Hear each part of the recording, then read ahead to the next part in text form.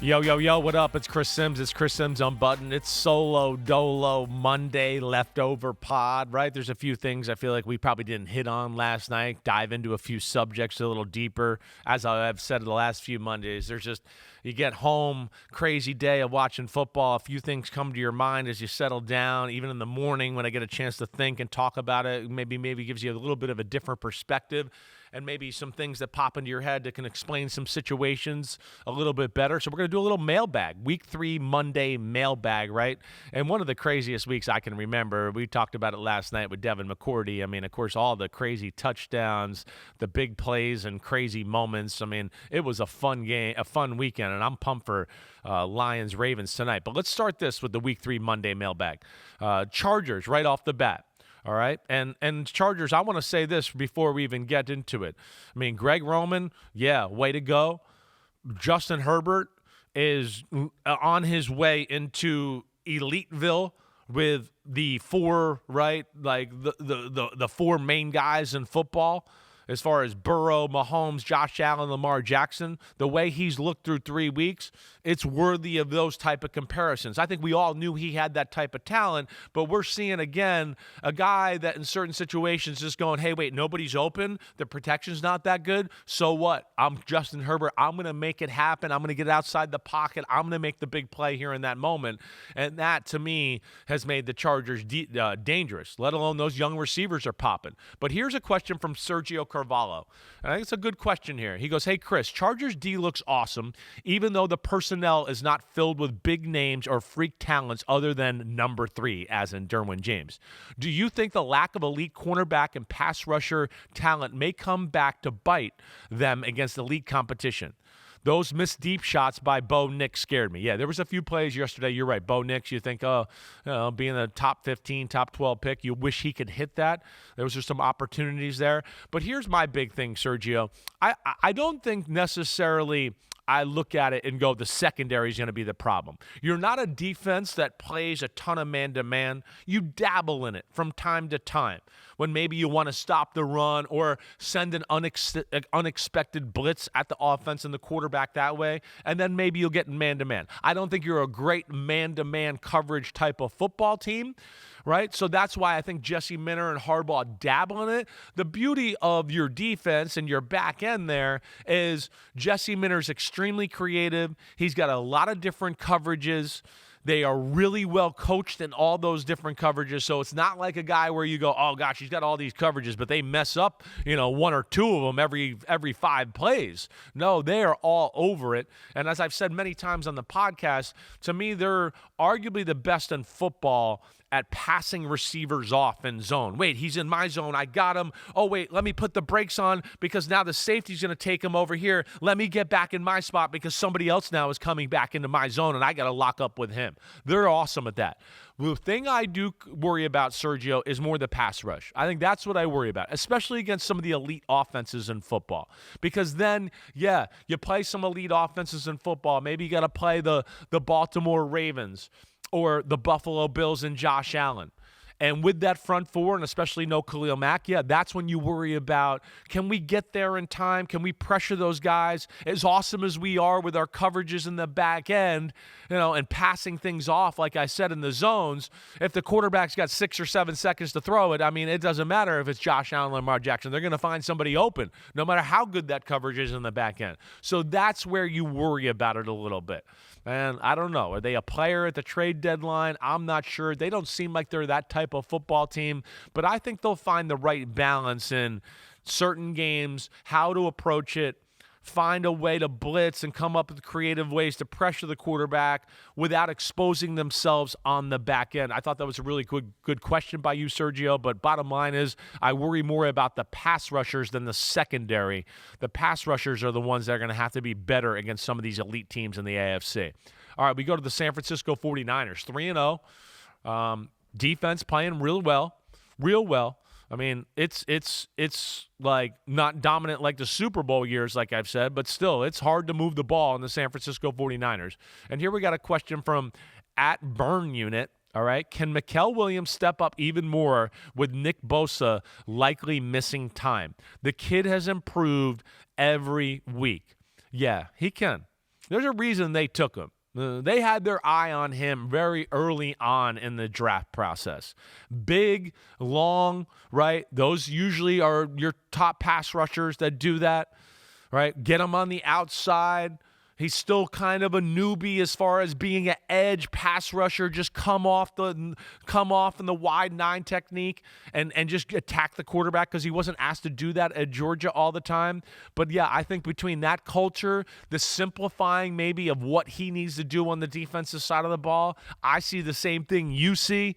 And that, yeah, at burn unit, he's popping a little bit, and now they're going to have to put a little more pressure on him. I'm worried about the Nick Bosa situation. I have no inside info here or what the deal is, but I know there is some concern that it could be something somewhat major with his knee, and he could be out for a period of time.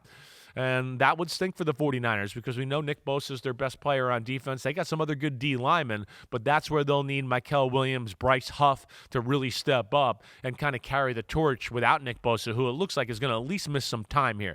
The big thing with the 49ers, the O's got to get better. And Shanahan's finding his way there. And it's hard with lack of weapons at receiver, but they're doing as good as they can right now, exhausting Pearsall and exhausting McCaffrey in the pass game.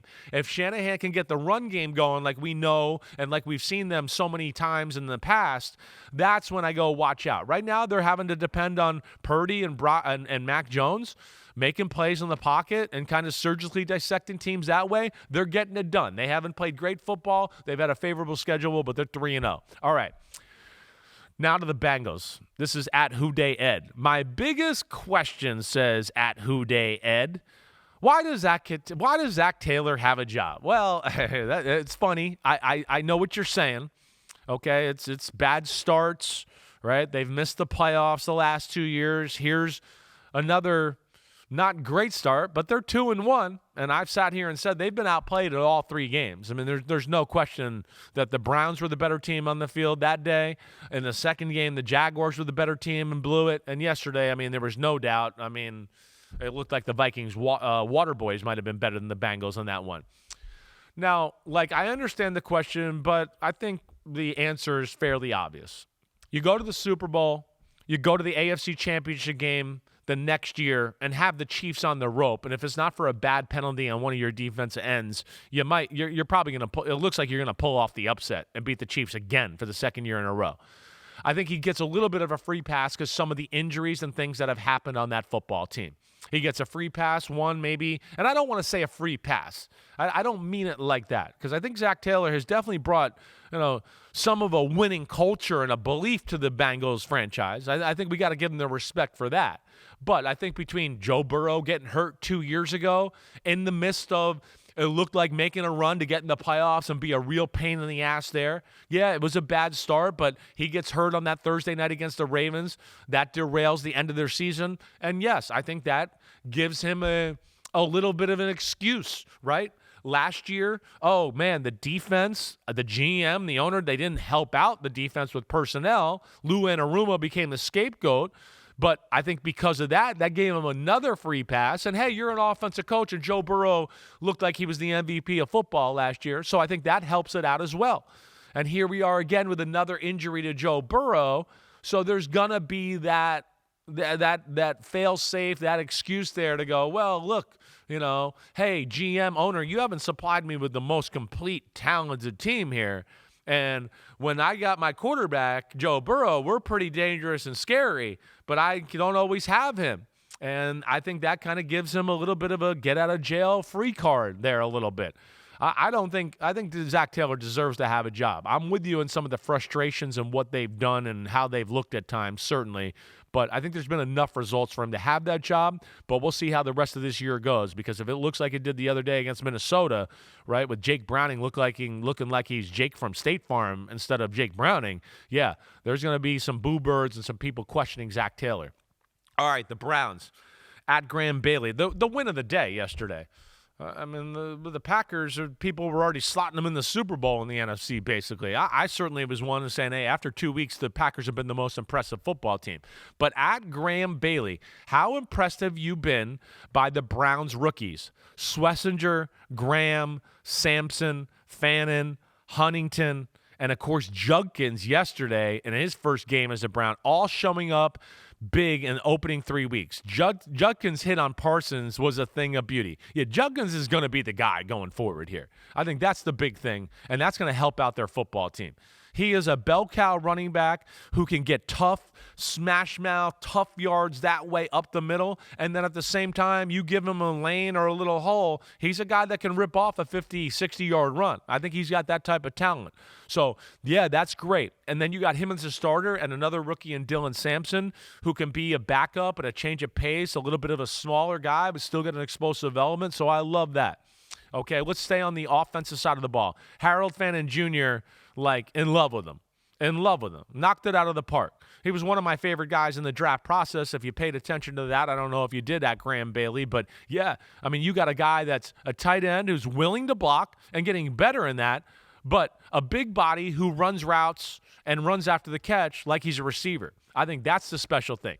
Schlesinger has blown me away. He's awesome. He's going to be awesome.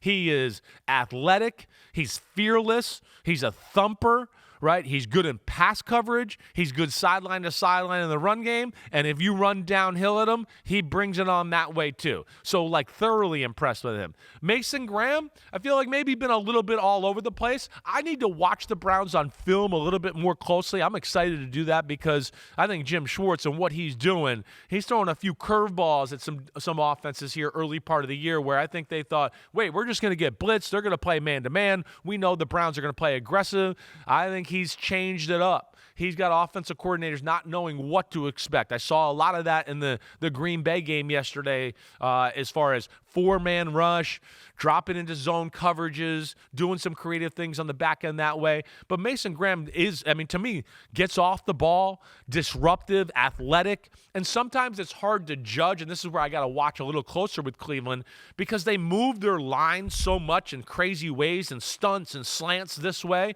to sometimes it can make it look like it's a bad play, but it's like, that's not a bad play. If you ask a 300-pound guy to get over there to create chaos, and now he's got a 320-pound guy pushing him as he's running over there to get in the chaos, and now he gets moved out of the way a little bit more, I don't blame the defensive line in those instances. I go, what do you expect them to do? Just put the brakes on and go, hey, 320-pound guy on my back, just stop right here. I want to stop. No, that's not going to happen. So at times it's just all about chaos in Cleveland there, but they got something going. It's all about the D. Certainly, the Graham Delpit interception won the game for them yesterday. That was a bad mistake by Jordan Love in a defensive struggle type of game. He should have known better. But Browns been more than I expected. Should have beat the Bengals week 1, right? Outclassed by the Ravens, but hanging around yesterday and relying on the defense. And Joe Flacco, even though he had the one interception, those are games in the past where we've seen Joe Flacco have more than one turnover. He kind of plays it close to the vest. That gave him a chance to win the game. And then, of course, the big block field goal was one of the plays of the day. Way to go, Browns. All right, the Falcons at Hudson Powers. Hey, Chris, Falcons fan here. Where do they go from here? I know you've talked about the lack of creativity from the offense. Should changes be made in terms of the play caller? Also, does this game change your perception of Michael Penix, or do you view it more of as a coaching issue? No, I view it as a coaching issue. A little bit of a coaching issue and a little bit of a personnel issue. So neither one of those fall into Michael Penix's category. Has he been perfect? No. But I think institutionally on the offensive side of the ball, they're not patient enough with the run. I think they could play a little bit more ugly that way. Bijan's too good. Their O-line's too good. They go through spurts running the ball in the game, and I go, wait, he looks awesome, and then they go 6-7 plays without giving him the ball again. I think they need to rely on that a little bit more. I certainly am not happy with the creativity. I mean, it's Michael Penix, it's Kirk Cousins. It doesn't really matter. It hasn't looked that good. I don't come away watching games going, ooh, man, they're close. They're doing some really good stuff. So I think between that and then you got guys that aren't big separation guys, I think it's kind of a double whammy right now.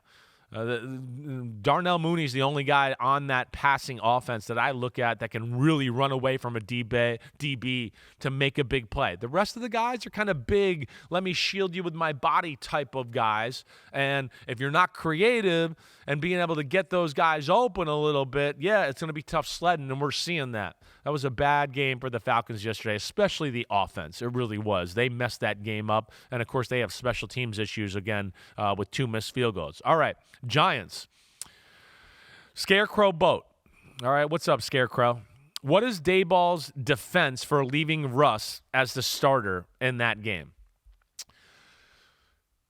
His only defense is that he didn't want to throw his rookie quarterback into that situation against a team like the Kansas City Chiefs and Steve Spagnuolo, who they do all this different stuff on the defense and make him look bad. That's really, I think, the defense. And I think that probably plays into the next week's conversation as well with the Giants. As I pull up their schedule here, they got the Chargers. Are they going to be willing to throw Jackson Dart out there against a team I just told you about that plays some of the coolest coverages there is in the sport? Maybe. I mean, if I'm working with the Giants, I go, let's do it. Let's move on. First off, Russell Wilson really only seems capable of making a play unless it's man-to-man or some sort of single coverage on the outside and he can throw a deep ball. I mean, when's the last time we talked about Russell Wilson being surgical and tearing you up down the field, 8 yards here, 10 yards here, down the middle, great read, threading the needle in between a backer and the safety? It just doesn't happen. And that's why the Chiefs played the way they did last night. The Chiefs were like, we're not going to let you just throw one-on-one balls to Malik Neighbors like the dumbass Cowboys did. That's not going to happen. So they played zone the whole night. And yeah, if you're going to play zone the whole night and do that, I definitely want Jackson Dart. I think Jackson Dart's going to be better in those situations as far as dissecting a defense and all that. But do they want to throw him out here in week 4 against that Chargers defense? I don't know. Or do they wait one more week and wait for the Saints, who we know are not a very good football team? That's going to be the big decision here. I'll be interested to see what they do. I don't think it's going to be about actually the quarterback. It's going to be, wait, do we trust our rest of our offense against this defense? And can we make Jackson Dart look good within that? That'll be the big question, and they're going to have to figure out those answers. I'm a little bit, just start Jackson Dart. We all want him as Giant fans. We know what Russell Wilson is, and he ain't the answer. All right, Patriots. Matthew Takis, T-A-K-A-C-S. I'm sorry, I'm butchering your name, all right? When it comes to my Patriots, what do you think we should do with Ramondre Stevenson in response to yet another game of fumbling issues, which Cam Hayward made a subtle reference to after the game, right? I'd make Henderson RB1 and Stevenson being put in a lesser role to optimally regain his confidence. I hear you there. I think that's coming. I don't think there's any doubt about that. I like Trayvon Henderson. Hey, Josh McDaniels, Mike Vrabel, did they trust the rookie to know all the nuance in the offense and do everything the right way? That's probably part of the reason that they're pumping the brakes on that a little bit. Antonio Gibson fumbles yesterday too. He's had some issues that way as well. But I think, Ramondre Stevenson is going to be out of the trust tree. There's no doubt about that. I mean, they blew that game yesterday. Ramondre Stevenson's fumble early in the game set up a short field touchdown for the Steelers to get them going on a day where their offense didn't look very good and struggled, so that was a nice advantage. And, of course, Stevenson fumbles on the 1-yard line going into the end zone. And like you said, Matthew, the Steelers were very aware of when he was in the football game. But I do think we're sitting here still and I said this last week, the Patriots are a young team. They're figuring out how to win. Drake May's still doing some dumb stuff. The offense is still doing some dumb stuff. I think the silver lining is they were the better team on the field yesterday. And if they can just mature and learn how to take care of the football, you could see the Patriots are going to be a tough team to beat. But Drake May's got to be better in the red zone. That was a bad interception. I know Cam Hayward tipped it, but that ball should have been lofted in the back corner. That's not a line drive ball, so that's on Drake May. And then, of course, the holding of the ball against the Steelers defense with T.J. Watt bearing down on you late in the football game to strip sack you and kind of end the game that way. Not good either. Patriots, I like what I'm seeing. They got some growing up to do or some maturing, but I don't think we'll see a lot of Ramondre Stevenson next week, Matthew. All right, Thursday Night Football. Bills defeat the Miami Dolphins. Pretty good football game. I don't think anybody will deny that, right? Fun, 31-21. The Bills are amazing in a lot of ways. Again, I don't sit here and go, oh, this is the most impressive win. But again, Josh Allen finding ways in the biggest moments to always make the play, to make it happen. That's the specialness of Josh Allen. Not turning over the ball. I mean, that was an amazing stat I learned last Thursday night. 25 straight games winning the turnover battle. That's incredible. It really is. That speaks not only to Sean McDermott and how he practices and what he preaches all the time, but then to have a quarterback who makes all these crazy plays and does things that you go, oh my gosh, don't do that. Holy crap, I can't believe he threw that. I can't believe he's about to throw this on the run while he's stiff-arming some guy and then not really turn the ball over an egregious amount either that way. That's incredible. I mean, like I've said, Josh Allen, he's one of the greatest I've ever seen go at it. And then on the flip side there, Miami, I feel bad for them a little bit. I feel bad for Mike McDaniel. I know I stuck up for him last week. Anybody that listens here, the homies, you know what I said about him. I don't think it's fair that he deserves to be on the hot seat. I think there's a lot of things going on in that situation there that are unfair to him. And, yeah, one of them is misappropriation of money, like we've talked about. I mean, when your starting quarterback who's making close to as much money as Josh Allen earlier in the week goes, I can't do half the things Josh Allen does. I mean, say that out loud, Chris Greer. Say that out loud, people in the Miami Dolphins organization. The guy that you expect to be doing those things is telling you, I can't do half the things that guy can do. So that's a bad contract on the Miami Dolphins. And how much are we going to exhaust? And Mike McDaniel, I mean, I thought he did a really good job calling the game the other night. He was patient with the run. How many ways can he draw up 6 and 7 yard completions for Tua? I mean, it's how many ways? It can't just be 45 passes of, here's another 3-yard pass. I mean, this is the NFL. The defense take that away. I mean, for them to have that type of heat at receiver, speed, heat, dangerous, and they can't throw the ball down the field at all, and they can run the ball a little bit, so you got to worry about that. I mean, it says it all. It says it all. And I feel bad. That's not Mike McDaniel's fault. That's what I'll continue to sit here and fight about a little bit. That is other people in the organization putting Mike McDaniel in a tough spot. But Bills, 3-0, and I still got questions about him, just to keep it real. Keep it real. I don't know. I say the same thing I'll say. The offense I'm not worried about. How good the defense is, I do question. I mean, it's 40 points in week 1. And then again, a Dolphins team the other day where they couldn't quite ever make the play to put him away, and they finally did at the end of the football game with Tua making the bad interception where he stares down the receiver, and our man Terrell Bernard gets it. But yeah, the Dolphins are in trouble, certainly, and they got a big game against the Jets coming up this week. We know that the Buffalo Bills are going to be in the conversation for one of the better teams in football, but that defense has definitely got to get better. It seems like right now it's just all about Josh Allen and the pressure that offense can put on you.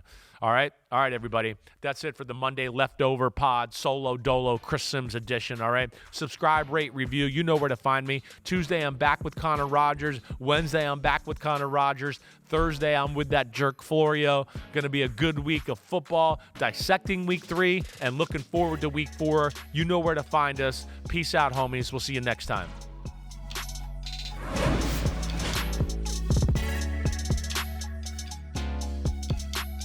Yo, homies, it's time to watch some games. That's right. We're on to the NFL season here with Chris Simms Unbuttoned. Hit subscribe to get our weekly picks, Sunday night recaps after every game, and much, much more. Thanks for watching. Peace out, homies. Remember, subscribe. Peace out.